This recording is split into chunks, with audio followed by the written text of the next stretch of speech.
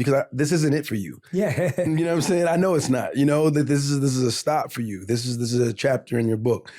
Did you ever think I have to reinvent myself, or was that a product of the things that were telling you no, or the things that was challenging? Yeah, it's a great question. I think it's a mix of them all, but the thing that kind of like supersedes all of them, which I try and tap into, which I think you'll resonate with, because I think that's the conversation we're having, is having a connection with your intuition. Like for me, it's, I'm not looking at like, oh, what's the next trend? Or like, how do I disrupt myself? Because to me, those things are still following other patterns. Got you.